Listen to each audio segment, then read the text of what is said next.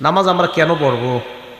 আমি আপনাদের সামনে 15টা উপকারিতা বলবো নামাজের। কয়টা? একটু মন দিয়ে শুনলেন। 1 নাম্বার, রাহাতুল লিল কলব। নামাজ পড়ব মনের শান্তির জন্য। অশান্তি যেই অন্তরে আছে, এই অশান্ত অন্তরকে শান্তি করার জন্য নামাজ পড়ব। সুবহানাল্লাহ। বলেন তো, নামাজ পড়লে অন্তর শান্তি দেয়। এই শান্তিটা দেয় কে? আবু দাউদ শরীফের 4986 নাম্বার হাদিসের দলিল দিয়ে আপনারা একটা লিফলেট বানাবেন। ওই লিফলেটে লিখে দিবেন, আপনার অশান্তি অন্তরে, আপনি হতাশায় ভুগছেন, আসুন আমাদের মসজিদে ফিরি ফিরি নামাজ আদায় করেন, আপনার দিলে আল্লাহ শান্তি দান করবেন। আবু দাউদ শরীফের 4986 নাম্বার হাদিস। নবীজির এক সাহাবা, উনি বলেন, ইনতালাকতু আনা ওয়া আবি ইলা সিহরিল্লানা মিনাল আনসার। আমি আর আমার বাবা আনসারি শ্বশুর বাড়িতে গেলাম। নাউদুহু, আমার আনসারি শ্বশুর, ওই শ্বশুরকে আমি দেখতে গেলাম। অসুস্থ শ্বশুরকে সুস্থতা করার জন্য গেলাম, সেবা শুশ্রূষা করার জন্য গেলাম। যাওয়ার পর তার সামনে আমরা বসা। হাদরাতিস সালাহ, নামাজের সময় যখন হয়ে যায়, আমরা সুস্থ মানুষ অসুস্থ মানুষের সামনে বলা। এক একজন এক এক কথা বলতেছি আমরা। নামাজের সময় যখন হয়ে যায়, আমার শ্বশুর পরিবারের কাউকে ডাক দিয়ে বললেন, ইতুনি বিল ওযু, ওযুর পানি আনো। অসুস্থ ব্যক্তি, উনি বলতেছে ওযুর পানি আনো। লিউসাল্লিয়া ফাস্তারিহা, ওযুর পানি আনো, ওযু করে আমি নামাজ আদায় করে প্রশান্তি অর্জন করতে চাই। কে বলতেছে? সুস্থরা না অসুস্থ ব্যক্তি? তো উনি বলেন, ফানকারনা যালিকা আলাই। আমরা তাকে বললাম, আরে আপনি এই মুহূর্তে নামাজ তো একটু বিলম্বে পড়লেও সমস্যা নেই, আপনি তো অসুস্থ। সাহাবা জবাব দিলেন, নামাজের সময় আর বিলম্ব করতে পারি না। সাহাবা বললেন, আমি আল্লাহ নবীকে বলতে শুনলাম, আল্লাহ নবী হযরতে বেলালকে বলছে, বেলাল কুম, তুমি দাঁড়াও, ফাকিম, আযান দাও, ইকামত দাও, ফারিহনা বিসসালাহ। আযান ইকামতের মাধ্যমে নামাজ দাঁড়ানোর ব্যবস্থা করো, নামাজের মাধ্যমে আমাদেরকে প্রশান্ত হওয়ার ব্যবস্থা করে দাও। নবীজি বললেন, নামাজের মাধ্যমে আমাদেরকে শান্তির ব্যবস্থা করো। বেলাল তুমি আযান দাও, আর আযান দিলে নামাজ পড়বো, নামাজের মাধ্যমে শান্তির ব্যবস্থা করো। এখন আমি আপনাদেরকে বলি, আমার নবী বলছেন নামাজে শান্তি, আমি আপনি মানুষরা বলছি অন্য কোথাও শান্তি। মানুষের কথা মানবো না আমাদের নবীজির কথা মানবো? তাহলে নামাজের মাধ্যমে আমরা শান্তি অর্জন করার চেষ্টা করবো। আল্লাহ তৌফিক দান করেন। আজকে আপনাদের সবার থেকে আমি একটা কথা নিব। আগে হাদিসটা বলি, এরপর কথাটা নিব। আবু দাউদ শরীফের 1319 নাম্বার হাদিস। আন্না নবিয়্যা সাল্লাল্লাহু আলাইহি ওয়াসাল্লাম কানা ইযা হাযাবাহু আমরুন, আল্লাহ নবীর যখন কোনো পেরেশানি আসতো, ফাজা ইলা সালাত, দ্রুত নামাজের দিকে দৌড়ায় যাইতেন, অথবা আরেক বর্ণনায় সাল্লাহ, নবী নামাজের মধ্যে দাঁড়ায় যাইতেন। হাদিসের মাধ্যমে আমরা ঔষধ শিখতে পারলাম, যখনই আমাদের কোনো পেরেশানি আছে, প্রথমে কোনো আলেমকে বলবো না, ইমামকে বলবো না, খতিবকে বলবো না, মাকে বলবো না, বাবাকে বলবো না, পীর সাহেবকে বলবো না। পেরেশানি আসছে, আমার নবী সর্বপ্রথম নামাজে দাঁড়াইছে। আমাদের প্রথম কাজ পেরেশানি আসার পর কি করা? এরপর বলেন, নামাজ আগে পড়েন 2 রাকাত নফল, অথবা যত রাকাত পারেন পড়েন। পড়ে আল্লাহরে বলার পর ইমাম সাহেবরে বলেন, খতিব সাহেবরে বলেন, মারে বলেন, বাবারে বলেন। প্রথমে বিষয়টা আল্লাহর সাথে শেয়ার করেন। সুবহানাল্লাহ। এটা আমাদের নবীজি আমাদেরকে শিখিয়ে দিয়েছেন। আমাদের নবীজি কোনো পেরেশানিতে পড়ছে তো সর্বপ্রথম নামাজ পড়ছে। আমি আপনাদের সবার কাছে জানতে চাই, বলেন আমাদের যেই কোনো পেরেশানি, ব্যবসায়ী পেরেশানি, মেয়েটা বিয়ে দিচ্ছে দেরি হচ্ছে, এই পেরেশানি, যেই কোনো পেরেশানি, বলেন সর্বপ্রথম আমরা কি করব? নামাজ পড়ব। আল্লাহ আমাদেরকে তৌফিক দান করেন। এ হলো 1 নাম্বার, নামাজ শান্তি। 2 নাম্বার, নামাজের উপকারিতা। নামাজ হলো আলো, নূর। কোন কালো মানুষ যদি নামাজ পড়ে, আল্লাহ তাকে আলোকিত বানায় দেয়। আবার বলছি, কোন কালো মানুষ যদি নামাজ পড়ে, আল্লাহ তাকে আলোকিত বানায় দেয়। সুন্দর মানুষ নামাজ পড়লে আল্লাহ তারে আরো সুন্দর বানায় দিবে। মুসলিম শরীফের 422 নাম্বার হাদিস। ক্বালা রাসূলুল্লাহ সাল্লাল্লাহু আলাইহি ওয়াসাল্লাম, আল্লাহ নবী বলেন, আত-তুহুরু শাত্রুল ঈমান, পবিত্রতা ঈমানের অঙ্গ। ওয়ালহামদুলিল্লাহি তামলাউল মিজান, পড়েন আমার সাথে আলহামদুলিল্লাহ। এই যে আমরা যারা আলহামদুলিল্লাহ পড়লাম, আল্লাহ নবী বলেন তোমাদের প্রত্যেকের জন্য মিজানের পাল্লাটা নেকি দ্বারা পরিপূর্ণ হয়ে যায়। পড়েন তো আবার আলহামদুলিল্লাহ। এটা আমাদের নবীজি বলছেন, তুমি বিশ্বাস করেন যতবার বলবেন ততবার মিজানের পাল্লা আল্লাহ ভরে দেয়।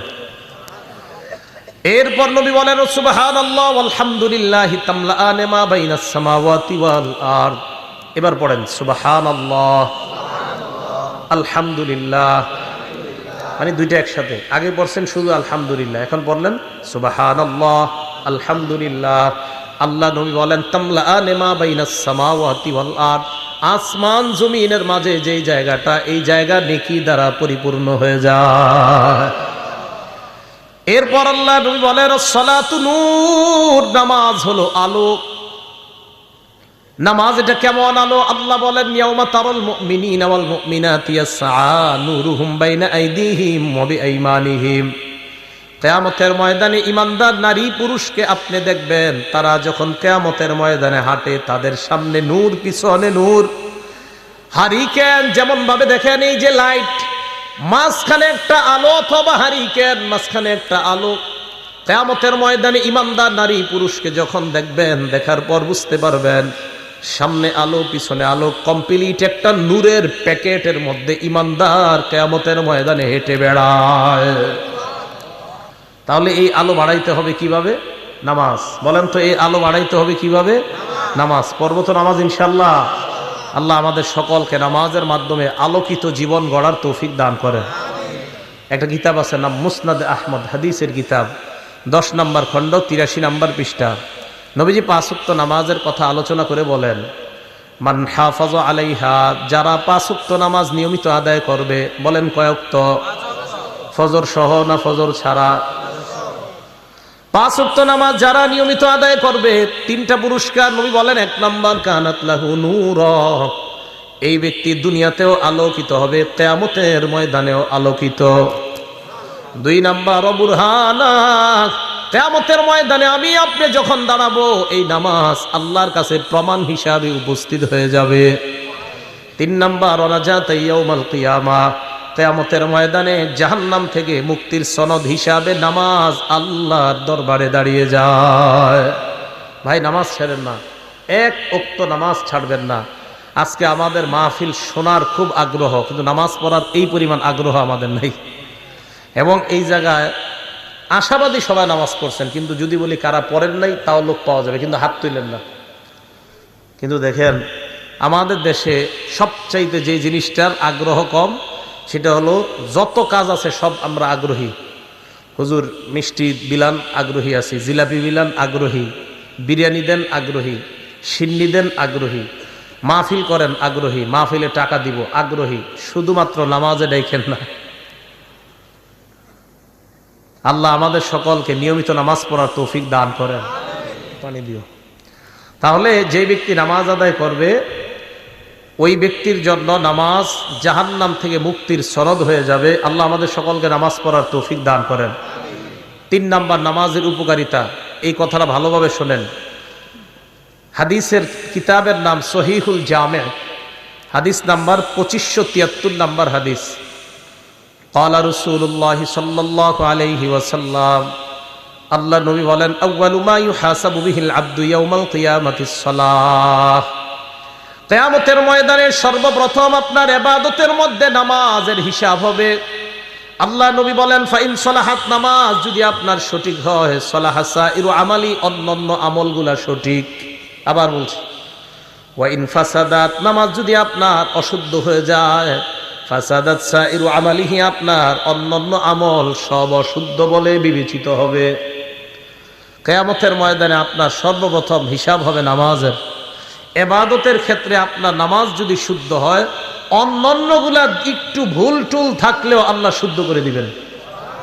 কিন্তু আপনার যদি নামাজই অশুদ্ধ হয়ে যায় কিয়ামতের মাঠে, না বান্দা নামাজ পড়তো না, দাবি করতো আমি নবীরে মহব্বত করি, 300 বার দুরূদ পড়ে ডেলি, কয়বার দুরূদ শরীফ পড়া ভালো না খারাপ? ভালো, কিন্তু নামাজ পড়ে না। উনি বলে যে আমি আমার ভিতরে নবীর প্রেম আছে, কিন্তু নামাজ পড়ে না। তো এই লোক কিয়ামতের ময়দানে সর্বপ্রথম নামাজের হিসাব হবে। নামাজ যদি শুদ্ধ হয় তার সব শুদ্ধ। আল্লাহ আমাদেরকে প্রতিনিয়ত 5 ওয়াক্ত নামাজ পড়ার তৌফিক দান করেন। নামাজ পড়বে নিয়মিত 5 ওয়াক্ত, আল্লাহ নিজ জিম্মায় তাকে জান্নাতে প্রবেশ করাবেন। দলিল আবু দাউদ শরীফ কিতাবের নাম, হাদিস নাম্বার 1420 নাম্বার হাদিস। ক্বালা রাসূলুল্লাহ সাল্লাল্লাহু আলাইহি ওয়াসাল্লাম, আল্লাহ নবী বলেন, খামসু সালাওয়াত কাতাবাহুল্লাহু আলাল ইবাদ, 5 ওয়াক্ত নামাজ বান্দাদের উপর আল্লাহ ফরজ করেছেন। মান জাআ বিহিন্না, যেই ব্যক্তি 5 ওয়াক্ত নামাজ নিয়মিত আদায় করবে, লাম ইউদাইয়্যি মিনহুন্না শাইআ, 1 ওয়াক্ত নামাজও নষ্ট করবে না, ইস্তিগফাফান বিহাক্কিহিন্না, নামাজের প্রতি অবহেলা অবজ্ঞা করে 1 ওয়াক্ত নামাজও নষ্ট করবে না। অবহেলা অবজ্ঞা কাকে বলা হয় ভালো করে শুনেন। আপনার বিবি আপনাকে বলল যাও নামাজে যাও, আপনি বললেন বারবার তুমি পেট পেট কইরো না, এত বেডের করবা না, বিবি আপনারে নামাজ যাইতে কয়, আপনি কোন আর থামো তো, এই যে থামো তো বললেন মানে অবজ্ঞা অবহেলা নামাজ। কোন আলেম আপনাকে নামাজের দাওয়াত দিল, আপনি বললেন আরে যান এত লেকচার দিয়েন না, জানতো মানে অবজ্ঞা অবহেলা। তাবলিগের লোকেরা আপনারা দাওয়াত দিতে গেছে, তা আপনি তখন বললেন কি আর জানতো প্রত্যেক সোমবার এসে খালি ডিস্টার্ব করেন, মানে গাছতের 3 সোমবার বা শুক্রবার এত জ্বালান কিনলে, তার মানে নামাজের প্রতি আপনার অবহেলা অবজ্ঞা। বিসমিল্লাহ, আল্লাহুম্মা লাকাল হামদু ওয়া লাকাশ শুকরু। নামাজের প্রতি যদি আপনার অবহেলা থাকে অবজ্ঞা থাকে, তাহলে কিন্তু খুব অবস্থা খারাপ হয়ে যাবে। নবীজি বলেন 5 ওয়াক্ত নামাজ যারা আদায় করবে, অবহেলা অবজ্ঞা করবে না 1 ওয়াক্ত নামাজের ব্যাপারে। ফজর নামাজের সময় কোন মুসলমান এই কথা বলবে না, থুর এই নামাজটা না হইলে কি হইতো,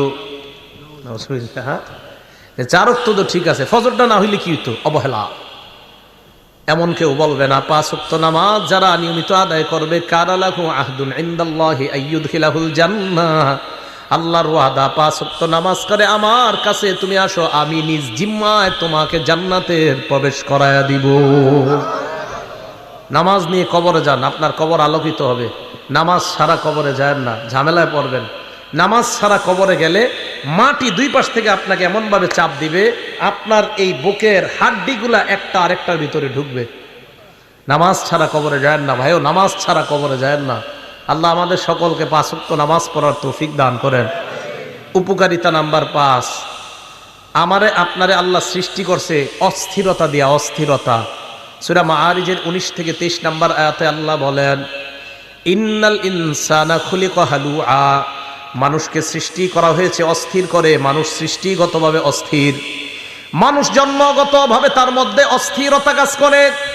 আল্লাহ পাক রব্বুল আলামিন বলেন, ইযা মাসসাহুশ শাররু জাজুআ, মানুষকে যখন কোনো অকল্যাণ স্পর্শ করে, জাজুআ মানুষ উৎকণ্ঠিত হয়ে পড়ে। খারাপ সময় আসছে আপনার, তখন আপনার কিছুই ভালো লাগে না। ওয়া ইযা মাসসাহুল খায়রু মানুআ, তাকে যদি কোনো কল্যাণ স্পর্শ করে, যদি টাকা পয়সা হয়ে যায়, 5-10 তালা বাড়ি হয়ে যায়, মানুআ তখন কৃপণ হয়ে যায়, দিতে চায় না। টাকা পয়সা হয়ে গেলে দিতে চায় না। তবে দেখেন, 1 অস্থির, 2 উৎকণ্ঠিত, 3 কৃপণ। আল্লাহ বলেন, ইল্লাল মুসাল্লিন আল্লাযীনা আলা সালাতিহিম দাঈমুন, যারা নিয়মিত নামাজ আদায় করে তাদের মধ্যে এই 3টা স্বভাব থাকবে না। নামাজি যদি টাকাওয়ালা হয়, নামাজি যদি অর্থওয়ালা হয়, নামাজি যদি টাকাওয়ালা কোটি কোটি টাকার মালিক হয়ে যায়, আল্লাহ বলেন তার মধ্যে অস্থিরতা কাজ করবে না, উৎকণ্ঠাভাব কাজ করবে না। যাকাত আদায় করলে কোনো ক্ষতি হওয়ার চিন্তা তার মধ্যে থাকবে না, কারণ সে নিয়মিত নামাজ পড়ে। নামাজ যে ব্যক্তি নিয়মিত পড়বে, তার 1 কোটি টাকা যাকাত যদি আসে, সে চিন্তা করবে না যাকাত আসছে, আল্লাহ টাকা দিছে, 1 কোটি টাকা যাকাত আসছে, তো কি হয়েছে 1 কোটি আমি দিয়ে দিব। কে যে নিয়মিত নামাজ পড়বে, তার মধ্যে এই পেরেশানিও আসবে না, 1 কোটি টাকা এটা নামাজের ভিতরে এটা আসবে না। আরে আমি তো এরকম মানুষ চিনি যিনি 5 কোটি 10 কোটি 1000 কোটি টাকা যাকাত দেয়, এমনও মানুষ আছে, তাদের মধ্যে এটা কাজই করে না। কেন? কেন? নামাজ পড়ে নিয়মিত, এই নামাজ তার অন্তরের মধ্যে এই জাতীয় চিন্তা আনায় না, 1 কোটি টাকা তুমি যাকাত দিয়ে দিবা, এই চিন্তা তার মাঝে আসে না। কেন? সে জানে যে আল্লাহ আমারে দিছে, যাকাত আসছে, দিয়ে দিব আমি, বাস, এটা টেনশনের কি আছে। তাহলে নামাজি ব্যক্তি অস্থিরতা কাজ করে না তার মধ্যে। আল্লাহ আমাদের সকলকে নিয়মিত নামাজ পড়ার তৌফিক দান করেন। 6 নাম্বার, ইন্নাস সালাতা তানহা আনিল ফাহশাই ওয়াল মুনকার, যে ব্যক্তি নামাজ নিয়মিত আদায় করে, অশ্লীলতা অপছন্দনীয় কাজ থেকে নামাজ তাকে হেফাজত করে নেয়। এটা একটু বুঝেন। এই আয়াত নিয়ে সবার অভিযোগ আছে, বিশেষ করে যুবকদেরও, এলাকার অনেক মুরব্বীদের অভিযোগ আছে। সূরা আনকাবুতের 45 নম্বর আয়াতে আল্লাহ বলছে, নিশ্চয়ই নামাজ অশ্লীলতা থেকে মুক্তি দেয়। মানুষের আয়াত নিয়ে অভিযোগ না, মানুষের অভিযোগ নিজেদেরকে নিয়ে, যে হুজুর আপনারা বলেন নামাজ নাকি অশ্লীল কাজ থেকে বাধা দেয়। কই আমার ছেলে তো ডেলি নামাজ পড়ে, এরপরেও তো সে ফিরতেছে না, বলে না? আমার ছেলে ডেলি নামাজ পড়ে, তারপরেও তো সে ফিরতেছে না। আপনার ছেলে নামাজ পড়ে ডেলি, জানেন আপনি? কয় না, ডেলি না পড়লেও জুমাটা পড়ে তো, এক জুমা থেকে আরেক জুমা। তখন কথা কি হয়ে গেল? ফিরে গেল। কয় জুমাটা পড়ে, এক জুমা থেকে আরেক জুমা তো পরে তো হুজুর, এক জুমা আরেক জুমা, মাঝখানে গুই ওই জুমাগুলা তারে ভালো কাজ করাইতে পারে না, বুঝেন? কোনো মানুষ যদি নিয়মিত 5 ওয়াক্ত নামাজ পড়ে, ভালো করে 5 ওয়াক্ত নামাজ পড়তে অন্তত 1.5 ঘন্টা সময় লাগবে, মোটামুটি ভাবে যদি পড়েন 5 ওয়াক্ত নামাজ 1.5 ঘন্টা। আচ্ছা বলেন তো 6 দিনে 1.5 ঘন্টা করে হলে কয় ঘন্টা হয়? 9 ঘন্টা। 6 দিনে 9 ঘন্টা আপনি অশ্লীলতা থেকে মুক্ত আছেন, কারণ 9 ঘন্টা আপনি মসজিদে, ওই জায়গায় আপনি গুনাহ করবেন না, এই যে নামাজ আপনারে বাঁচাইতেছে। আচ্ছা আজকে এশার নামাজ আপনি পড়তে আসলেন, খুব মন দিয়ে শোনেন। 25 মিনিটে এশার নামাজটা বললেন, পড়ার পর গেট দিয়ে যখন আপনি বের হবেন, একজন মুরব্বী আপনাকে বলে ভাই একটু তালিমের মধ্যে বসো, বসার পর এরপর তুমি বের হবা। আপনার বন্ধু মসজিদের বাহিরে দাঁড়ায় আছে, কোথায় জানি আপনাকে নিয়ে যাবে, আপনার পছন্দ হইতেছে না, কিন্তু এলাকার চাচা মুরব্বীর কথাও আপনি ফেলতে পারতেছেন না। এই চিন্তায় আপনি তালিমের মধ্যে বসে গেলেন। বসে যাওয়ার পর আপনার মন না চাইতেও আপনি আরো 25 মিনিট বসলেন, নামাজ পড়লেন 25 মিনিট, আপনার মন না চাইলেও তালিমে বসলেন 25, কত হলো? দরজা দিয়ে বের হওয়ার সময় ইমাম সাহেবের সাথে সাক্ষাৎ, আরে আব্দুর রহমান তুমি আজকে এতক্ষণ মসজিদে, কেমন আছো, কি অবস্থা? বন্ধু কিন্তু বাইরে দাঁড়ায় আছে, হুজুর ভালো তো। ইমাম সাহেব আরো 10 মিনিট নসিহত করছে, কয় ঘন্টা হয়ে গেল? এই 1 ঘন্টা কিন্তু আপনি চাইলেও গুনাহ করতে পারেন নাই। নামাজ আপনাকে অশ্লীলতা থেকে বাধা দেয়। আপনি নামাজ পড়েন, আপনি নিয়মিত পড়েন, কিভাবে যে আপনাকে বাধা দিবে আপনি চিন্তাও করতে পারবেন না। তাহলে বলেন তো, নামাজ যতক্ষণ আমরা মসজিদে আছি অন্তত ততক্ষণ তো একটা ছেলে মসজিদে তার মোবাইলে সিনেমা দেখবে না, নাটক দেখবে না, তার মানে নামাজ তাকে অশ্লীলতা থেকে বাধা দেয়। তাহলে আল্লাহ আমাদেরকে এইভাবে যদি নিয়মিত আমরা নামাজ পড়তে পারি, এক সময় দেখবেন এই নামাজ আমাদেরকে অপছন্দনীয় আর অশ্লীলতা থেকে বাধা দিতে দিতে আল্লাহর ওলির খাতায় আমাদের নাম আল্লাহ লিখে দিবেন। এই গেল 6 নাম্বার। 7 নাম্বারটা একটু মন দিয়ে শুনেন, নামাজ আপনার আগের জিন্দিগির সব গুনাহ মাফ করে দেয়। বিসমিল্লাহ। এই ব্যাপারে আপনাদের সামনে আমি 5টা হাদিস বলি। 1 নাম্বার মুসলিম শরীফের 428 নাম্বার হাদিস। এই হাদিসে রাসূল আকরাম সাল্লাল্লাহু আলাইহি সাল্লামের সাহাবা উসমান গনি রাদিয়াল্লাহু তাআলা আনহুর গোলাম, উনি বলেন, সামি'তু উসমান ইবনে আফফান রাদিয়াল্লাহু তাআলা আনহু ওয়া হুয়া বিফিনাইল মসজিদি ফাজাআহু আল মুয়াজ্জিন ইনদাল আস। উসমান গনি রাদিয়াল্লাহু তাআলা আন আসরের নামাজের সময় মসজিদ চত্বরের মধ্যে আছে, মুয়াজ্জিন সাহেব আসছে ওনাকে ডাকার জন্য, আসরের নামাজ পড়ানোর জন্য মুয়াজ্জিন সাহেব আসছে। আসার পর কয়, হুজুর আসরের সময় হয়ে গিয়েছে, তাড়াতাড়ি মসজিদে চলেন, নামাজ পড়াবেন। হযরতে উসমান ওযুর পানি আনলেন, আনার পর নামাজের জন্য ওযু করলেন, এরপর বললেন, আমি তোমাদেরকে আল্লাহর কসম একটা হাদিস এখন শোনাবো।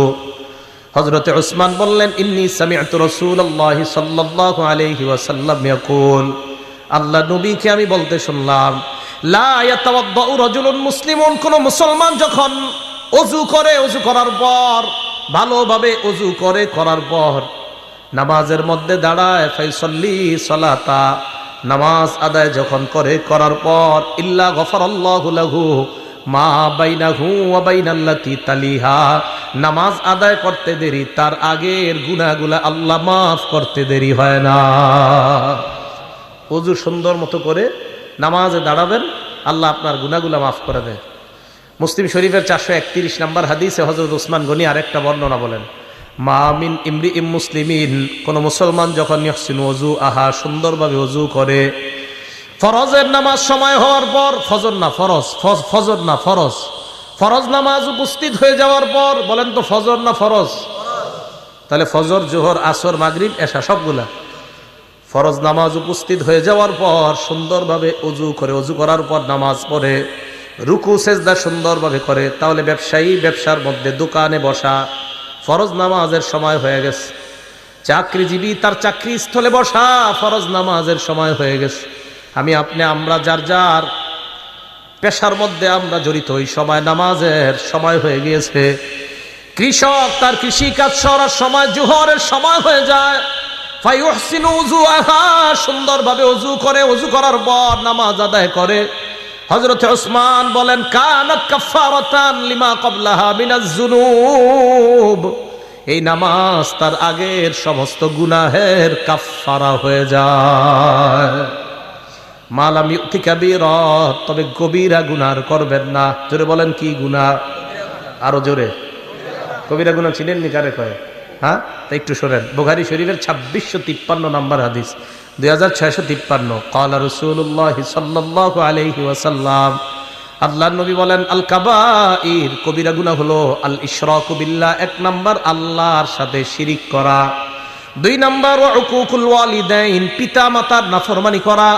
3 নাম্বার ওয়া কতলুন নাফসি, কাউকে অন্যায়ভাবে হত্যা করা। 4 নাম্বার ওয়াল ইয়ামিনুল গুমুস, মিথ্যা শপথ করা। কি শপথ? মিথ্যা শপথ কারে কয় বুঝেননি? একটু বলি, দেখেন। আপনি দোকানের শাটার লাগাইতেছেন, সোয়েটার বিক্রি করেন, আপনি বন্ধু আসছে, আইসা কয় তোর ভাতিজির জন্য একটা সোয়েটার লাগবে, তাড়াতাড়ি আগামীকাল বেড়াইতে যাবে, সুন্দর একটা গর্জিয়াস সোয়েটার দে। তো বাস খুলছে, খোলার পরে সুন্দর একটা সোয়েটার দিচ্ছে। সোয়েটার দেওয়ার পর কয় কত? অন্যদের থেকে কি 900, তুই 850 দে। তো দেওয়ার সময় কয়, আর কইস না দোস্ত, মানুষ যা করে ঠিক মতো দামটাও দেয় না, কিনা দামটাও দেয় না। তোরে কইতাছে আল্লাহর কসম, এটা 800 টাকা দেখি না, তোর থেকে 50 টাকা লাভ করছে। সদরঘাটে খুঁজে দেখা যায় এটার দাম 300। কত? যদি হয় আর কি এরকম। এই যে মিথ্যা শপথ করলেন, আল্লাহর কাছে দাঁড়ানোর জন্য তৈরি হয়ে যান। বুখারী হাদিস নাম্বার 893। আল্লাহর সামনে আপনি দাঁড়াইতে হবে। আপনি মিথ্যা কথা বইলা আপনার পণ্য আপনি বিক্রি করলেন, কি এরকম হয় কিনা? না হইলে তো নাই, হয় কিনা? হইলে তো এটা গুনাহ। যদি না হয় মাশাআল্লাহ, আপনারা সব আল্লাহর ওলি। কিন্তু যদি এটা না হয়, বরং মিথ্যা কথা বইলা শপথ করে আপনি যদি পণ্য বিক্রি করেন, তা আল্লাহর সামনে দাঁড়ানোর জন্য প্রস্তুত হয়ে যান, যে তুমি তোমার ইনকামটা কিভাবে করছো আমার একটু বলো। বিসমিল্লাহ। 4 নাম্বার মিথ্যা শপথ করা। 5 নাম্বার শাহাদাতুজ জুর, মিথ্যা সাক্ষী দেওয়া। মিথ্যা সাক্ষী এমন একটা সাক্ষী, যেই সাক্ষীর মাধ্যমে নিরপরাধ অপরাধী হয়ে যায়, অপরাধী নিরপরাধ হয়ে যায়। 5টা কবিরা গুনার কথা আমরা জানলাম। এবার আপনাদের সামনে আমি 10টা এমন গুনাহের কথা বলবো। এর মধ্যে 7টা হলো গুনাহ, পরের 3টা, মোট 10টা। শেষের 3টা হলো এমন, যে 3টা যদি না করেন গুনাহ। কিতাবের নাম মুসনাদ আহমদ, হাদিস নাম্বার 22075 নাম্বার হাদিসের বর্ণনা। মুআয ইবনে জাবাল রাদিয়াল্লাহু তাআলা আনহুর বর্ণনা। তিনি বলেন, আওসানি রাসূলুল্লাহ বিআশারি কালিমাত, আল্লাহ নবী আমাকে 10টা উপদেশ দিয়েছে। গণবেন, বলেন নবীজি কয়টা উপদেশ দিয়েছে? আমারে আপনারে সবাইরে কয়টা উপদেশ? 1 নাম্বার, লা তুশরিক বিল্লাহি শাইআ ওয়া ইন কুতিলতা ওয়া হুররিকতা, আল্লাহর সাথে শিরিক করবা না, যদিও তোমাকে হত্যা করা হয়, যদিও তোমাকে জ্বালিয়ে দেওয়া হয়। বলেন, হত্যা করা হয়, জ্বালিয়ে দেওয়া হয়, আল্লাহর সাথে কি করা যাবে না? আল্লাহর সাথে শিরিক চিনেননি কারে কয়? গরু জবাই করছেন, জবাই করার সময় বললেন আব্দুল কাদের জিলানীর নামে জবাই করলাম, এটা কি শিরিক? গরু জবাই করার সময় বললেন মুহাম্মাদুর রাসূলুল্লাহ সাল্লাল্লাহু আলাইহি ওয়াসাল্লামের নামে জবাই করলাম, শিরিক। কি বলেন তো? শিরিক। যেই শিরিক করে তার উপরে আল্লাহ পাক রব্বুল আলামিন অভিশাপ দেয়। মুসলিম শরীফ হাদিস নাম্বার 5018 নাম্বার হাদিস। এই হাদিসে রাসূল আকরাম সাল্লাল্লাহু আলাইহি সাল্লাম বলেন, লানাল্লাহু মান লাআনা ওয়ালিদা, ওই ব্যক্তিকে আল্লাহ অভিশাপ দেয় যেই ব্যক্তি তার মা বাবারে অভিশাপ দেয়। কোন সন্তান যদি তার বাবাকে বলে আপনার মতো বাবা না হইলে আমার অনেক ভালো হইতো, এই ছেলের আল্লাহ অভিশাপ দেয়। কোন ছেলে যদি তার মাকে বলে তুমি আমার মা না হইয়া অন্য কেউ মা হইলে ভালো হইতো, এই সন্তানকে আল্লাহ অভিশাপ দেয়। আসেনি এমন সন্তান? 2 নাম্বার, লাআনাল্লাহু মান যাবাহা লিগাইরিল্লাহ, ওই ব্যক্তিকে আল্লাহ অভিশাপ দেয় যেই ব্যক্তি পশু আল্লাহ ছাড়া অন্যের নামে জবাই করে। হুজুর 7 নামে কোরবানি দেন, আজকে থেকে বাংলার কোয়েন না। হুজুর 7 নামে কোরবানি দেন, এটা আর বলবেন না। হুজুর 3 নামে কোরবানি দেন, আর বলবেন না। বলেন আমার সাথে, 7 জনের পক্ষ থেকে। সবাই বলেন, 7 জনের পক্ষ থেকে, 3 জনের পক্ষ থেকে, 4 জনের পক্ষ থেকে, আল্লাহর নামে। তাহলে 7 নামে না 7 জনের পক্ষ থেকে? নামে কার? এই ভুলগুলা কোরবানির সময় আর করেন না। একজনে ছুরি নিয়ে দাঁড়ায় দেখো, হুজুর 7 নামে, আর বললেন না এটা। হুজুর 7 জনের পক্ষ থেকে, আল্লাহর নামে। মনে থাকবে তো?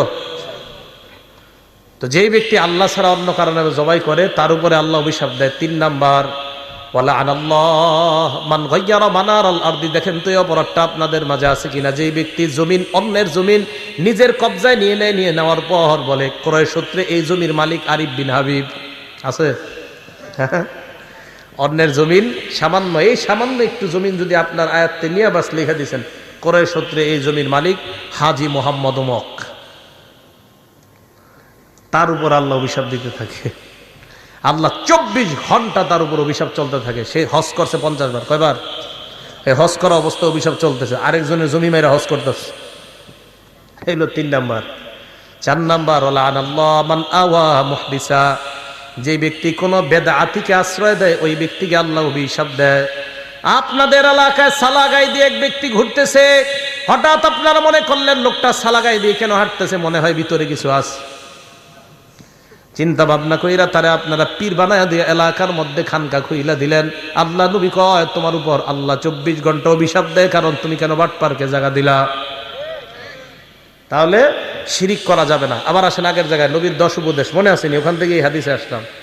1 নাম্বার, আল্লাহর সাথে শিরিক করবা না, যদিও তোমাকে হত্যা করা হয়, যদিও তোমাকে জ্বালিয়ে দেওয়া হয়। 2 নাম্বার, ওয়ালা তা'আক্কান্না ওয়ালিদাইক ওয়া ইন আমারাকা আন তাখরুজা মিন মালিকা ওয়া আহলিকা। তোমার মা বাবা যদি তোমাকে সম্পদ থেকে আলাদা করে দেয়, তোমাকে যদি ত্যায্য করে দেয়, মা বাবার নাফরমানি করবা না। ঘর থেকে বের করে দিছে, সম্পদ থেকে বের করে দিছে, তুই পাবি না সম্পদ, এরপরেও মা বাবার সাথে নাফরমানি করা যাবে না। এখন মা বাবা বের করবে কি, ছেলে মা বাবারে বের করে দেয়। 2 নাম্বার, তোমার মা বাবা যদি তোমাকে সম্পদ থেকে বের করে দেয়, ত্যায্য করে দেয়, তাও তুমি তোমার মা বাবার কি করবা না, নাফরমানি করবা না। 3 নাম্বার, এই 3 নাম্বারটা শুনেন, ওয়ালা তাতরুকান্না সালাতান মাকতুবাতান মুতাআম্মিদা। বলেন ইচ্ছাকৃতভাবে, বলেন 1 ওয়াক্ত ফরজ নামাজ ছেড়ে দিবা না। নবীজি বলেন ইচ্ছাকৃতভাবে 1 ওয়াক্ত ফরজ নামাজ ছেড়ে দিবা না। ফাইন্না মান তারাকা সালাতান মাকতুবাতান মুতাআম্মিদান, কেউ যদি 1 ওয়াক্ত ফরজ নামাজ ইচ্ছাকৃতভাবে ছেড়ে দেয়, ফাকাদ বারিআত মিনহু জিম্মাতুল্লাহ, আল্লাহর জিম্মা তার থেকে উঠে যায়, ওই বান্দার দায়িত্ব আর আল্লাহ নেয় না।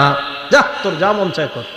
1 ওয়াক্ত ফরজ নামাজ যদি কেউ, সবাই মন দিয়ে শোনেন, 1 ওয়াক্ত ফরজ নামাজ যদি কেউ ইচ্ছাকৃতভাবে ছেড়ে দেয়, তার থেকে আল্লাহ জিম্মা উঠায় নেয়, তোমার যা মন চায় করো, আমি তোমার দায়িত্ব নিচ্ছি না।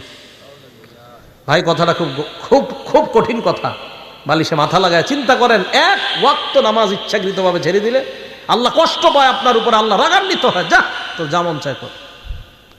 তুমি দুনিয়ার সব পারলা, আর আমার জন্য নামাজটা পড়ার সময় তোমার যত অজুহাত, আমার কাপড় ঠিক নাই, আমার এই কাজ আছে, সেই কাজ আছে। মুসলমান দুনিয়ার সব করতে পারে, নামাজের সময় হাজারো অজুহাত দাঁড় করায়।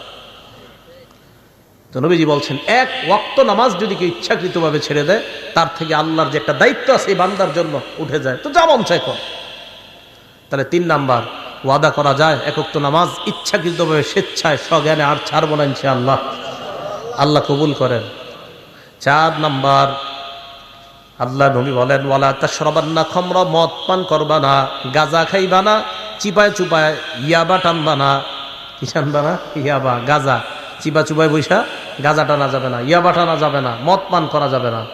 ফাইন্নাহু রাসু কুল্লি ফাহিশা, মাদক সমস্ত অশ্লীলতার দরজা খুলে দেয়। 5 নাম্বার, ইয়াকা ওয়াল মাসিয়া, গুনাহ থেকে বাঁচো, নাফরমানি থেকে বাঁচো। ফাইন্না বিল মাসিয়াতি হাল্লা সাখাতুল্লাহ, নাফরমানির মাধ্যমে আল্লাহর গজব দুনিয়াতে নেমে আসে। নাফরমানির কারণে আল্লাহর গজব দুনিয়াতে আসে। আমাদের বাংলাদেশের লোকেরা কি কয় জানেন? আল্লাহ আপনি করোনা না, আরো বেশি কিছু দেন, এরপরে আমরা নাফরমানি ছাড়বো না। আরো ভয়ঙ্কর কিছু দেন, আপনি যা মন চায় দেন, নাফরমানি ছাড়বো না। এর প্রমাণ এই গজবের পরেও আমাদের দেশে কিভাবে কোন দেশের নর্তুকি আইনা নাচানো হয়, যে আরো বড় গজব দেন, আপনি আরো বড় গজব দেন, সমস্যা নাই, আল্লাহ সমস্যা নেই। আর গজব যে আরো বড় আসবে, এটা আবু দাউদ শরীফের 4019 নম্বর হাদিসে নবী বলে দিছে, গজব আরো আসবে, অপেক্ষা করেন। হ্যাঁ বলছি, নবীজি বলছেন, আবু দাউদের 4019 নম্বর হাদিস, ইবনে মাজা, আবু দাউদ না, ইবনে মাজার 4019 নম্বর হাদিসে নবী বলছে গজব আরো আসবে আমাদের দেশে, অপেক্ষা করতে হবে আমাদের। কি নবীজি বলছে, কোন দেশের মধ্যে যখন মানুষ ঘোষণা দিয়ে অশ্লীলতা করে, কি দিয়ে? ঘোষণা দিয়ে, প্রকাশ্যে ঘোষণা দিয়ে যখন অশ্লীলতা করবে কোন দেশের মানুষ, ওই দেশে ওয়াল আউজাউল্লাতী লাম তাকুন মাযাত ফি আসলাফিহিমুল্লাযীনা মাযাও, এমন এমন গজব আসবে যেই গজবের নাম অতীতের মানুষ কখনো শুনে নাই। করোনার নাম মানুষ শুনে নাই, ওমিক্রনের নাম মানুষ শুনে নাই, সিডর নাইলার নাম মানুষ শুনে নাই। তাহলে একের পরে এক নামে এমন নামে গজব আসবে যে নাম আগে দুনিয়াতে ছিল না। এই জন্য দেখেন করোনার কারণে কত কোটি কোটি মানুষ বেকার হয়ে গেল। এরপরে কিভাবে এমন গজবের কাজ করা হয় যে কাজের কারণে গজব আসে। আমি তো মনে করেছিলাম করোনার পরে আমাদের দেশের 90% মানুষ মনে হয় নামাজি হয়ে যাবে, তাদের ধ্যান ধারণা সব পাল্টায় যাবে, কিন্তু না, গজবের ইলেকট্রনিক মিডিয়া আমাদের এই যুব সমাজ সহ পুরা বাংলাদেশ সহ গোটা দুনিয়াটাকে ধ্বংসের দ্বার প্রান্তে নিয়ে গেছে। গজব আরো দেও আল্লাহ, সমস্যা নাই, আরো অপরাধ করবো আমরা, তুমি দেও যেমন চায়। মানুষের ভাবসাব এমন অপরাধের। ওয়াইয়াকা ওয়াল মাসিয়া, 5 নাম্বার নবীজি উপদেশ দিলেন, নাফরমানি কইরো না। নাফরমানির কারণে আল্লাহর গজব আসে। মুসনাদে আহমদ একটা কিতাবের নাম, এই কিতাবের 26,638 নাম্বার হাদিসে নবীজি বলছেন, ইজা যহারাতিল মাআসি ফি কওমিন, কোন এলাকায় যখন নাফরমানি ব্যাপকভাবে হবে, আম্মাহুমুল্লাহু বিআযাবিন মিন ইনদিহি, ওই এলাকার ভালো খারাপ সবার উপর আল্লাহ গজব দিবে। ভালো খারাপ সবার উপর। সাহাবারা কয়, হুজুর ভালো মানুষের উপর কেন দিবে? নবীজি বলেন, গজব আসবে যখন ভালো খারাপ দেখবে না, সবার উপর আসবে গজব। করোনায় ভালো মানুষ মারা গেছে না? ভালো মানুষও মারা গেছে, তাহলে গজব আসবে সবার উপর। নবীজি বলেন, কিয়ামতের ময়দানে ভালো মানুষগুলাকে আল্লাহ আলাদা করে জান্নাত দিয়ে দিবেন। তো বলতেছিলাম 5 নাম্বার উপদেশ, নাফরমানি থেকে বাঁচো। 6 নাম্বার, ওয়া ইয়্যাকা ওয়াল ফিরার মিনাজ যাহফি ওয়া ইন হালাকান নাস, জিহাদের ময়দানে সবাই যদি ধ্বংস হয়ে যায়, তুমি জিহাদের ময়দান থেকে পলায়ন করবা না। 7 নাম্বার, ইদা আসাবান নাস মাউতুন, কোন এলাকার মধ্যে যদি মহামারী লেগে যায়, ওয়া আনতা ফীহিম ফাসবুত, ওই এলাকার মধ্যে যদি তুমি থাকো, ওই এলাকা থেকে পালাবা না, ওই এলাকার মধ্যে তুমি অবস্থান করো। কোন এলাকায় মহামারী লাগছে, ওই এলাকা থেকে তুমি পালায়ও না, সেখানেই থাকো। বিসমিল্লাহ। বিশ্ব স্বাস্থ্য সংস্থা ঘোষণা দিল, সারা পৃথিবীতে লকডাউন দিল, আর বলল কি, যে যেখানে আছে সেখান থেকে যেন বের না হয়। এটা বিশ্ব স্বাস্থ্য সংস্থার ঘোষণা কিছুদিন আগে। আমাদের নবী 1500 বছর আগে বলে দিছে এই ঘোষণা। তার মানে মুসলমানদের পক্ষ থেকে আমরা দাবি জানাই, ও অমুসলমান সম্প্রদায় যারা আছেন, পুরা পৃথিবীতে এই ঘোষণা আপনারাও মেনে নেন। আমাদের নবী মানুষদের মধ্যে সবচেয়ে শ্রেষ্ঠ গবেষক ছিলেন। না হয় কিভাবে বলে দিলেন, যেই দেশে মহামারী লাগবে সেখানেই থাকো, সেখান থেকে বের হয়েও না। বিশ্ব স্বাস্থ্য সংস্থা এখন কইছে, আমাদের নবী 1500 বছর আগে। 7 নাম্বার, যেখানে মহামারী লাগে সেখানে থাকো, বের হয়েও না।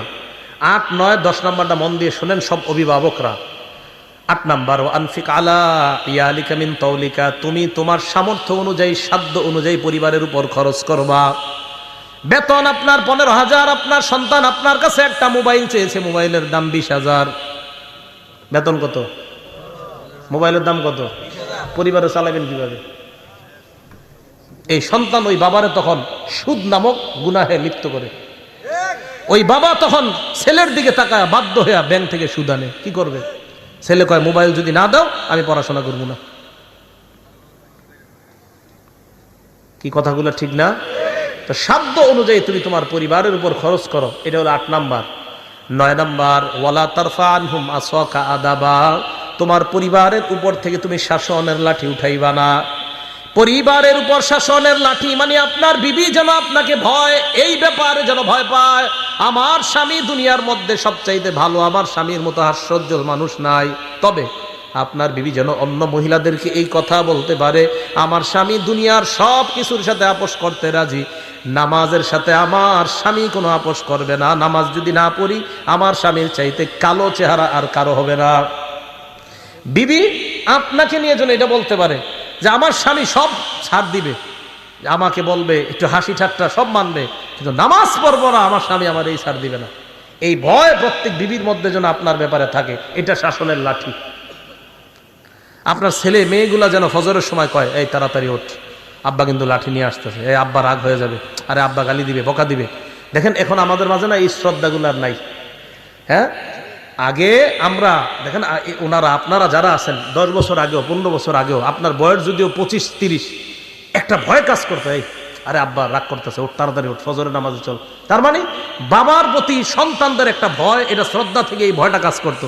আমেরিকার বিশাল বড় বড়লোক হয়ে যাওয়ার পরেও সন্তান বাবার সামনে যখন আসতো একদম বিড়ালের মতো নিচে দিয়ে তাকায় দেয়, কারণ আমার সামনে যিনি উনি আমার বাবা, আমি তার সন্তান। এই শ্রদ্ধাবোধগুলা নাই। জানেন কেন নাই? এই মিডিয়া, এই মোবাইল আমাদের বাবা আর সন্তানের এই শ্রদ্ধার সম্পর্ক নষ্ট করে দিচ্ছে। কেন জানেন? বাবা, সন্তান, স্ত্রী একসাথে বৈশা সিনেমা দেখে যে ঘরের মধ্যে, আপনি বলেন ওই সন্তান ওই বাবাকে কিভাবে শ্রদ্ধা করবে? করবে না। তাহলে 9 নাম্বার, সন্তান পরিবারের উপর থেকে শাসনের লাঠি বুঝে আসছে সবার। আপনার সন্তানরা যেন এই ভয় থাকে, এই শোন তাড়াতাড়ি নামাজে চল, নামাজে না গেলে আব্বা কিন্তু জি রাগ করবে। এই ভয় সন্তানদের মাঝে থাকাটা, এটা হলো শাসনের লাঠি। 10 নাম্বার, ওয়া আখিফুম ফিল্লাহি আজ্জা ওয়া জাল, তোমার পরিবারকে তুমি সব সময় আল্লাহর ব্যাপারে ভয় দেখাও। পরিবার যেন গুনাহ দিকে ধাবিত না হয়। তাদেরকে বলো মরণের পর 2টা ঠিকানা, একটা হলো জান্নাত আর একটা হলো জাহান্নাম। আমি আবার বলি একবারে, আপনারা দেখেন একটু মনে রাখতে পারেন কিনা। 1 নাম্বার, আল্লাহর সাথে শিরিক করা যাবে না। 2 নাম্বার, মা বাবার সাথে নাফরমানি করা যাবে না। 3 নাম্বার, ফরজ নামাজ ইচ্ছাকৃতভাবে ছেড়ে দেওয়া যাবে না। 4 নাম্বার, মাদক পান করা যাবে না। 5 নাম্বার, আল্লাহর নাফরমানি করা যাবে না। 6 নাম্বার, জিহাদ যদি কখনো ফরজ হয়ে যায়, জিহাদের ময়দান থেকে পলায়ন করা যাবে না। 7 নাম্বার, মহামারী কবলিত এলাকায় থাকলে ওই এলাকা থেকে পলায়ন করা যাবে না। 8 নাম্বার, সাধ্য অনুযায়ী পরিবারের উপর খরচ করা। 9 নাম্বার, পরিবারের উপর থেকে শাসনের লাঠি না উঠানো। 10 নাম্বার, পরিবারকে আল্লাহর ব্যাপারে ভয় দেখানো। টানলে ঘরে টানায় রাখবেন, এগুলা কাজে লাগবে। আমাদের নবীজির উপদেশ তো খুব কাজে লাগবে। দেখবেন খুব কাজে লাগবে যে আমাদের নবীর উপদেশ এগুলা। তখন আপনার ভিতরে একটা শ্রদ্ধা কাজ করে। আমি আরিফ বিন হাবিবের উপদেশ না, এগুলো নবীজির উপদেশ। এগুলো রাসূল আকরাম সাল্লাল্লাহু আলাইহি সাল্লাম আমাদেরকে বলছেন। বলেন দামি কথাগুলো না? আল্লাহ আমাদেরকে আমল করার তৌফিক দান করেন। বলেন তো কোত্থেকে আসছে এই জায়গায়? মুসলিম শরীফে 431 নাম্বার হাদিস, যে হাদিসে হযরত উসমান বলছে নামাজ পড়লে সব মাফ, কবিরা গুনাহ করা যাবে না। এইখান থেকে এই কবিরা গুনাহগুলো জানলাম আমরা। মুসলিম শরীফে 440 নাম্বার হাদিস। এই হাদিসে রাসূল আকরাম সাল্লাল্লাহু আলাইহি সাল্লাম বলেন, as-salawatul khams, 5 ওয়াক্ত নামাজ। ফজর পড়ছেন, জোহর পড়ছেন, আসর পড়ছেন, মাগরিব পড়ছেন, এশা। দেখেন নামাজ ফাঁকা, নামাজ ফাঁকা। মাঝখানে আপনার কিছু ভুলভ্রান্তি হয়ে গেছে, পরের নামাজটা পড়ার কারণে আগের গুনাহগুলা মাফ। বুঝে আসছে না সবার? এবার আল্লাহ নবী বলেন, ওয়াল জুমআতু ইলাল জুমআ, এক জুমা থেকে আরেক জুমা, মাঝখানে তুমি সালাত আদায় করছো, সব করছো, এরপরেও কিছু গুনাহ তোমার রয়ে গেছে, এখনো মাফ হয় নাই। 5 ওয়াক্ত নামাজও পড়ছেন, সব করছেন।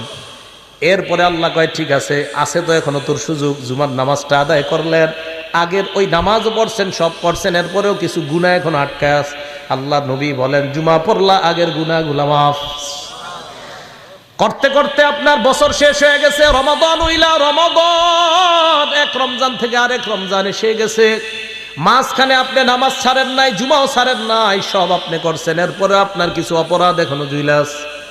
নামাজ পড়ছেন, অপরাধ তো অনেক মাফ হয়েছে, জুমা পড়ছেন মাফ হয়েছে, কিন্তু এখনো কিছু আছে। আল্লাহ নবী কয় রমজান মাস পাইলা, সুন্দরভাবে রমজান আদায় করো, আগের 1 বছরের সব মাফ। মুকাফফিরাতুন মা বাইনাহুন্না, আগের যা আছে সব মাফ। রমজানটা সুন্দরভাবে কাটানোর তৌফিক দান করেন। মুসলিম শরীফের 1409 নম্বর হাদিস। এই হাদিসে রাসূল আকরাম সাল্লাল্লাহু আলাইহি সাল্লাম বলেন, মাসালুস সালাওয়াতিল খামসি কামাসালি নাহরিন জারিন গামরিন আলা বাবি আহাদিকুম ইয়াগতাসিলু ফীহি কুল্লা ইয়াউমিন 5 মাররাত। তোমাদের কারো বাড়ির দরজার সামনে একটা পুকুর আছে, প্রবাহিত পুকুর, প্রবাহমান একটা নদী আছে। এই নদীর মধ্যে তুমি 5 বার গোসল করলা অথবা ওযু করলা।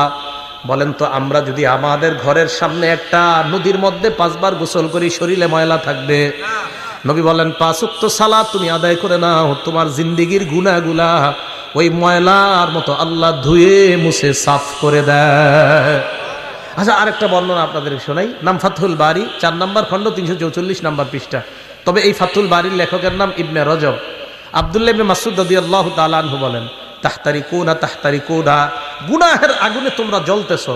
ফাইদা সাল্লাইতুমুল ফাজরা, ফজর নামাজ যখন তুমি পড়লা, গসালাতহা, তোমার জিন্দেগীর এই গুনাহ নামক ছাইগুলা ফজরের নামাজ ধুয়ে মুছে সাফ করে দেয়। এবার কি করে দেখেন, সুম্মা তানামুনা, এরপর তোমরা ঘুমাইবা। ঘুমানোর পর ফালা ইউক্তাবু আলাইকুম হাত্তা তাস্তাইখিজুন, ঘুমানোর পর তোমরা ফজর নামাজের আগ পর্যন্ত ঘুমাইলা। উঠার পর ফজরের সালাত আদায় করলা, আর তোমার আমলনামায় কোনো গুনাহ লেখা হয় না। কেন লেখা হয় না জানুনি? তুমি এশা পড়লা, উইঠা আবার ফজর পড়লা, মাঝখানে ঘুমাইলা, এই ঘুমের মধ্যে তুমি কাটাইলা, আল্লাহ তোমাকে ইবাদতের মধ্যে গণ্য করে নেয়। এটা জানেননি আপনারা? ফজর নামাজ যদি জামাতে পড়তে পারেন তাহলে তো আরো ঘটনা। কি এশার নামাজ জামাতে পড়ছেন, ফজর নামাজও জামাতে পড়ছেন। বলেন এশা কিসে পড়ছেন? জামাতে। ফজরও ক্বালা রাসূলুল্লাহ সাল্লাল্লাহু আলাইহি ওয়াসাল্লাম, আল্লাহ নবী বলেন, মান সাল্লাল ফজরা মান সাল্লাল ইশা আবি জামাআ, কোন ব্যক্তি যদি এশার নামাজ জামাতের সাথে আদায় করে, আদায় করার পর ওই ব্যক্তি ঘুমাইলো, আল্লাহ নবী বলেন ফাকান্নামা ক্বামা নিসফাল লাইল।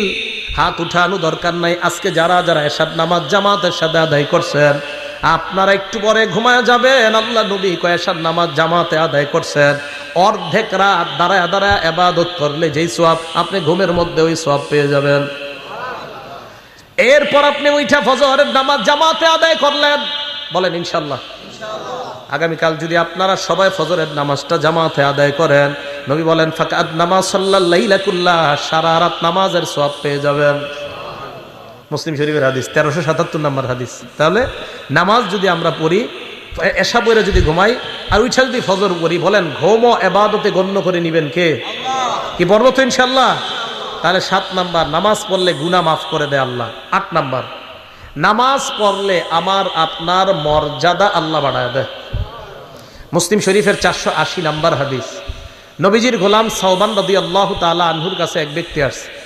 আসার পর প্রশ্ন করলেন, আমাকে এমন একটা আমলের ব্যাপারে বলো যে আমলটা করলে আমাকে আল্লাহ জান্নাত দিবেন। 3 বার এই প্রশ্ন করছে। 3 বার এই প্রশ্ন করার পর নবীজির গোলাম বললেন, সালতু আন যালিকান নবী সাল্লাল্লাহু আলাইহি ওয়াসাল্লাম, আমি আল্লাহ নবীকে এই প্রশ্নটা করেছিলাম, মর্যাদা কিভাবে বাড়ে। নবীজি জবাব দিলেন, আলাইকা বিকাসরাতিস সুজুদ, তুমি বেশি বেশি সিজদা দিবা।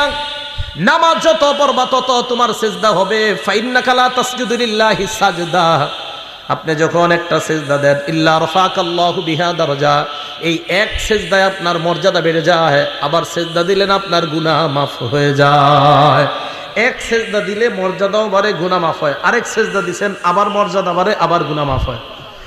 এবার আপনাদের কাছে আমি জানতে চাই, নবীর কাছাকাছি জান্নাতে কারা থাকতে চান? আসলে থাকতে চান? হাত নামান। এটা হলো 9 নম্বর উপকারিতা। নামাজ পড়লে নবীর কাছে থাকতে পারবেন। দলিল মুসলিম শরীফের 481 নম্বর হাদিস। নবীজির সাহাবা নাম মনে রাখবেন, রবিআ ইবনে কাব। বলেন কি নাম? রবিআ ইবনে কাব বলেন, কুনতু আবিতু মা রাসূলিল্লাহি সাল্লাল্লাহু আলাইহি ওয়াসাল্লাম, আল্লাহ নবীর সাথে আমি রাত্রি যাপন করলাম। রাতের বেলা আল্লাহ নবীর ওযুর পানি আমি এনে দিলাম, আর নবীর প্রয়োজনীয় জিনিসগুলো আমি এনে দিলাম।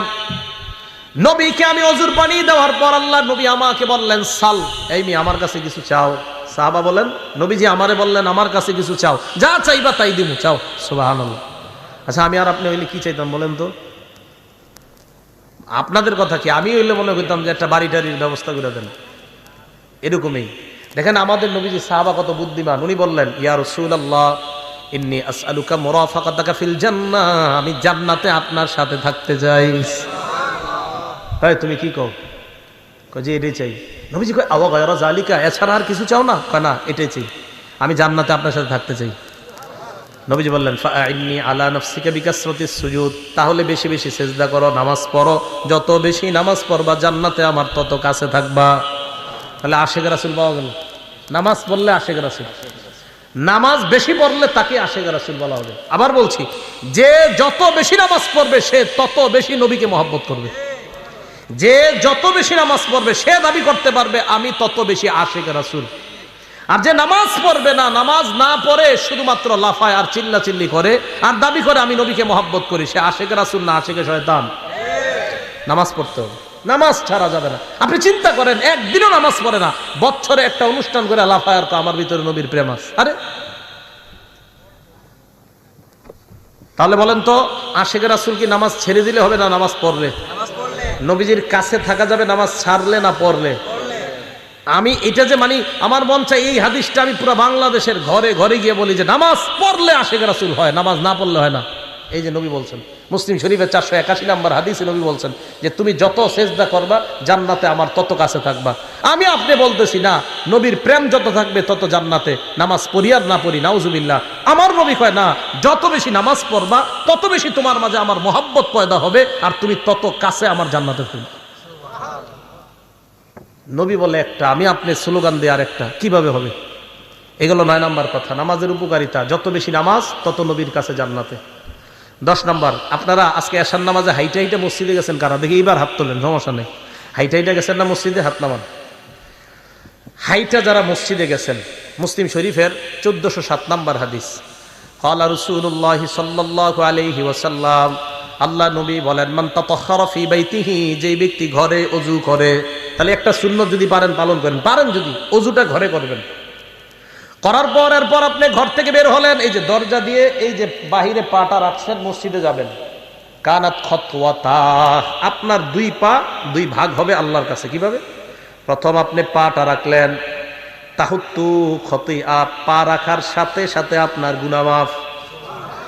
এরপর আল উখরা তারফাউ দরজা, আরেকটা পা রাখলেন, আপনার মর্যাদা বাড়ছে।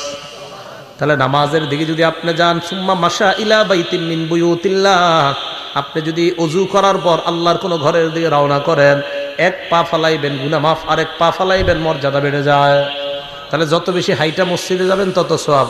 এক সাহাবা অনেক দূর থেকে মসজিদে আসতো, অন্যান্য সাহাবারা কয়, মিয়া তুমি একটা বাহন কিনতে পারো না, বাহন দিয়ে আসবা? কয় না, নবীজি বলছে যত হাইটে আসবো তত সওয়াব, তাই আমি বাহন কিনি না। কয় মিয়া তুমি মসজিদের আশেপাশে ঘরটা বানাইতে পারো না? কয় না, নবী বলছে যত দূর থেকে আসবো তত বেশি সওয়াব।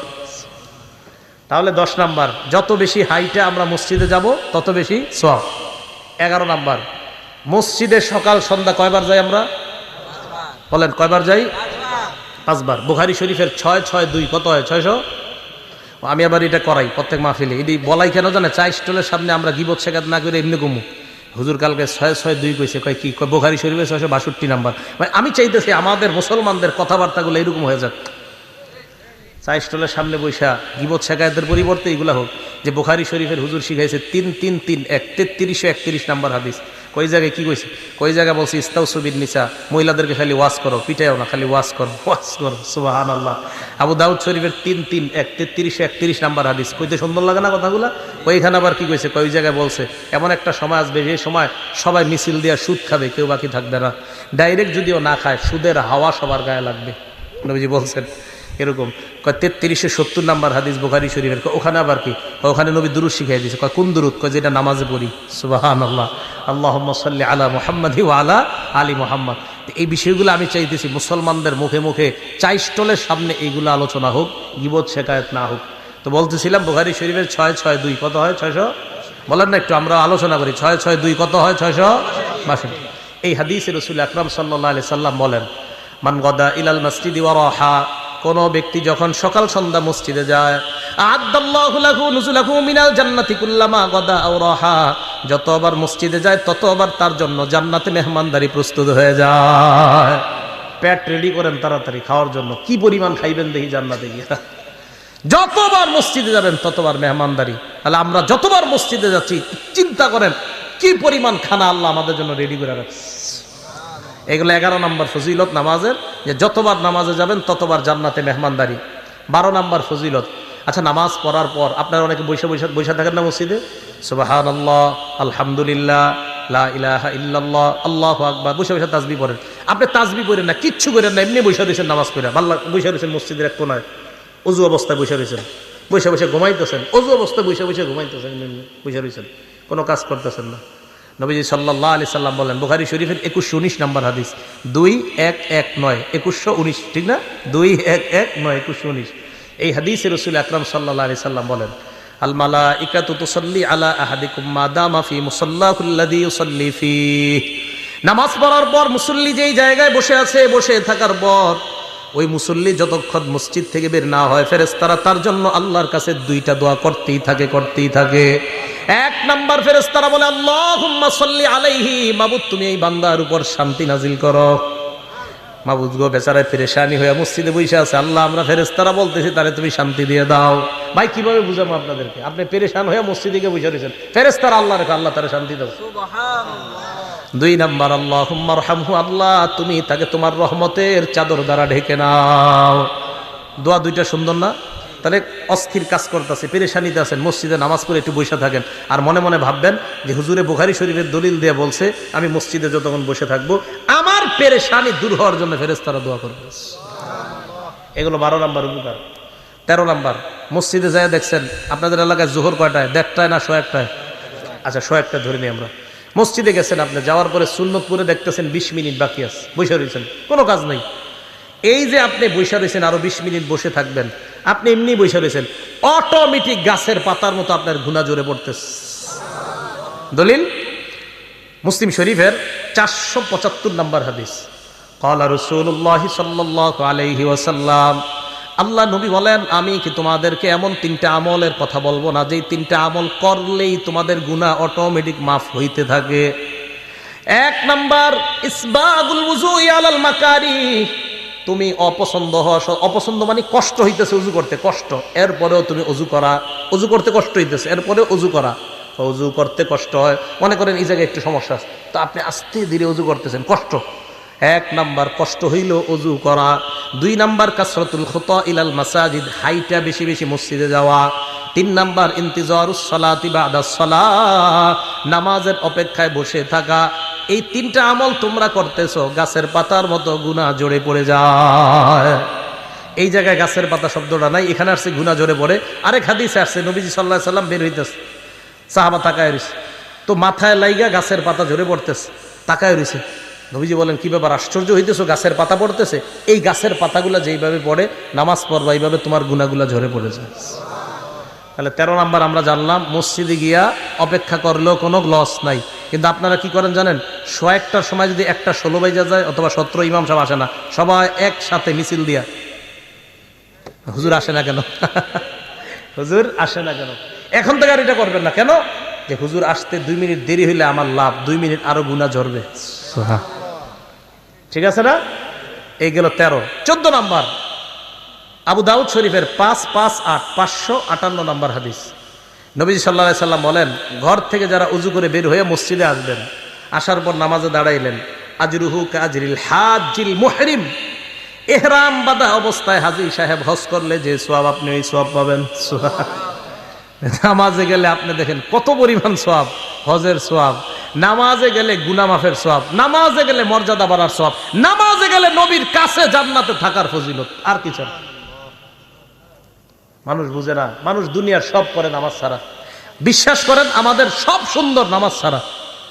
আমরা যারা নামাজ পড়িও নামাজটা সুন্দর হয় না আমাদের। আমি আপনাদেরকে বলছি বুখারী শরীফের 757 নম্বর হাদিস দিয়া, নামাজটা যেন খুব ধীর স্থিরতার সাথে সুন্দরভাবে হয়। হবে না ইনশাআল্লাহ? অনেক সময় হয়ে গেল। 15 নাম্বার উপকারিতা, এটা কিতাব আছে আল জামিউস সগীর বা সহিহুল জামে 445 নাম্বার হাদিস। এই হাদিস আসছে, দেখেন কি মজার হাদিস। আপনারা যারা মসজিদে নামাজ পড়তে যান, যাওয়ার পর এরপরে বাসায় ফিরে আসার আগ পর্যন্ত, কানাফিস সালাতি হাত্তা ইয়ারজিআ, বাসায় ফিরে আসার আগ পর্যন্ত ওই ব্যক্তি নামাজে থাকলে যে সওয়াব, বাসায় যাওয়ার আগ পর্যন্ত, অন্য গুনাহ করেন না, এদিক সেদিক টিভিতে দাঁড়ায়েন না, নামাজে গেছেন আবার বাসায় চলে গেছেন, আল্লাহ আপনাকে বাসায় যাওয়ার আগ পর্যন্ত সওয়াব দিতেই থাকে। লস আছে? নাই। আল্লাহ পাক রব্বুল আলামিন যে কথাগুলো শুনলাম বললাম, আমাদেরকে আমল করার তৌফিক দান করেন। আপনারা কম মানুষ হওয়া সত্ত্বেও আমি আলোচনা অনেক বেশি করছি, অথচ আমি অনেক মানুষের মাঝেও 65 মিনিটের বেশি আলোচনা করি না, কিন্তু কেন জানি করে ফেলছি। আল্লাহ পাক রব্বুল আলামিন আমাদের সকলকে যা শুনলাম বললাম, ভাইও আমরা নামাজি হয়ে যাই। আজকে একজন নামাজি হয়ে যান, মানুষ কম বেশি কোনো ব্যাপার না, একজন নামাজি হয়ে যান, মাহফিল কবুল, মাহফিল কবুল হয়ে যাবে। নামাজি হয়ে যান, মাহফিল কবুল। নামাজি হয়ে গেলে মাহফিল কবুল। 1 লক্ষ মাহফিলের মাঝে শ্রোতা, 1 লক্ষের মাঝে যদি 5 জন নামাজি নতুন করে হয়, ওই মাহফিল কবুল। কিন্তু 1 লক্ষ মানুষ হয়ে যদি একটা মানুষও নামাজি না হয়, একটা মানুষ নতুন করে যদি সুদ না ছাড়ে, একটা মানুষ যদি ওই মাহফিল হেদায়েত না হয়, তো বলেন সে মাহফিলের কি মূল্যটা থাকে? এই জন্য ভাই, এই মাদ্রাসা কর্তৃপক্ষ মাহফিলের আয়োজনটা করছে, অন্তত আপনারা যে মাহফিলের আয়োজন কেন এই নিয়তে আয়োজন করা হয়, মানুষ যেন হেদায়েতি কিছু কথা শোনে। আমি আমার আমলের জন্য আপনাদেরকে কিছু কথা বললাম। আমি নামাজের ওয়াজটা যখন আমার নিজের মধ্যে বেশি প্রয়োজন, তখন নামাজের ওয়াজ করা। আমরা যারা সফর করি, সফরের মাঝে দেখা যায় আমাদের নামাজ একটু দেরি হয়ে যায়, কষ্ট লাগে, আহারে অনেক সময় জেমে পড়ে থাকার কারণে তখন দেখা যায় জামাতে নামাজ পড়া হয় না। কত নিয়ত করছি আজকে এশার নামাজটা জামাতে পড়বো, বিশ্বাস করেন এক জায়গায় দাঁড়াইছি, দাঁড়ানোর পর দেখলাম নামাজটা শেষ হয়ে গেছে। এরপরে আসলাম আপনাদের ওইদিকে একটা মসজিদ, ওখানেও দিকে নামাজ শেষ।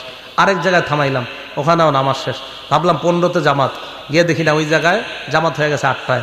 আরেক জায়গায় ভাবলাম 15তে জামাত, এখানে এসে দেখি না ওখানে 8টায় হয়ে গেছে। আরেক জায়গায় ভাবলাম ওখানে গিয়ে 15তে পাবো, সেখানে আসতে আসতে 8:30 বেজে গেছে।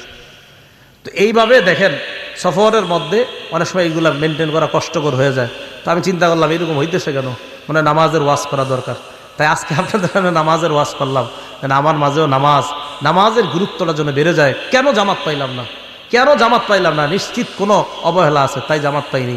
অবহেলা না থাকলে আল্লাহ পাওয়াই দিত। কোনো সমস্যা আছে অবশ্যই, না হয় অন্য দিন তো আমরা পাই, অন্য অন্য জায়গায় তো জামাত পাই, কেন মাঝে মাঝে এরকম পাই না? তো বুঝি যে কোনো গুরুত্বহীনতা, অবহেলা হচ্ছে কোথাও।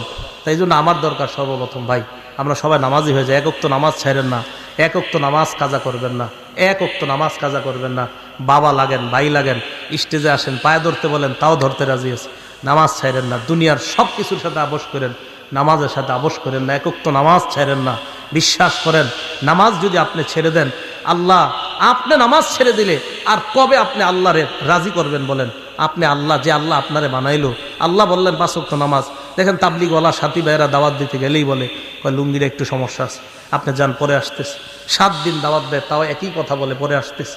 সব কিছু তার রেডি আছে। একটু ভাবেন তো, আপনার যদি গিয়ে বলতো 1 প্যাকেট বিরিয়ানি দেওয়া হবে, কেউ হাসবেন না? আপনাকে নামাজের কথাটা বললে আপনি বলেন একটু পরে আসতেছে। আপনি একটু সত্যি করে বলেন যে আপনাকে একটা বিরিয়ানির কথা যদি বলতো, কাচ্চি দেওয়া হবে 1 প্লেট, ঠিক আপনি চলে আসতেন। তাহলে আপনি 1 প্যাকেট কাচ্চির কাছে আপনি নিজে আনতে পারেন। তো আল্লাহ বলতেছে একটু নামাজে আসো, তখন আপনি কত অজুহাত দাঁড় করান, ভাই একটু দোকানে থাকতে হবে, হুজুর এই সমস্যা আছে, সেই সমস্যা। আজকে থেকে একটা নিয়ত করে ফেলেন, পৃথিবীর সব জায়গায় অজুহাত দাঁড় করালেও নামাজের ক্ষেত্রে কোনো অজুহাত দাঁড় করাবো না। ঠিক আছে না ইনশাল্লাহ? এখন কথা হলো, আজকে তো ওয়াজ করে চলে গেলাম, আপনাদের মাঝে এগুলো থাকবে কিভাবে? মসজিদে নিজেদের মধ্যে নামাজের আলোচনা বেশি করবেন। নিজেদের মাঝে যখন নামাজের আলোচনা বেশি হবে, চা দোকানের সামনে নামাজের আলোচনা বেশি হবে, ক্ষেতের পাশে 2 জন দাঁড়ায় গল্প করতেছেন, যখন নামাজের আলোচনা বেশি হবে, দেখবেন যেই জিনিস আপনার মাঝে কম আমলের ক্ষেত্রে ওইটার আলোচনা বাড়াইয়া দিবেন, আমল শুরু হয়ে যাবে ইনশাআল্লাহ। তো দেখবেন যদি যে আমার মাঝে মনে নামাজের গুরুত্ব একটু কম, তখন নামাজের আলোচনা বেশি আরেকজনের সাথে করবেন। আসেন মুরব্বী, একটু নামাজের ব্যাপারে আপনি আমারে কিছু শিখান, আমি আপনারে কিছু শিখাই। তো দেখবেন নতুন করে নামাজের প্রতি আবার জজবা তৈরি হইতেছে। আল্লাহ পাক রব্বুল আলামিন আমাদের সকলকে, এলাকার নারী পুরুষ সকলকে আল্লাহ 5 ওয়াক্ত নামাজ সময় মতো যেন পড়তে পারে আল্লাহ তৌফিক দান করেন। আমিন। ওয়া আখিরু দাওয়ানা আনিল হামদুলিল্লাহি রাব্বিল আলামিন।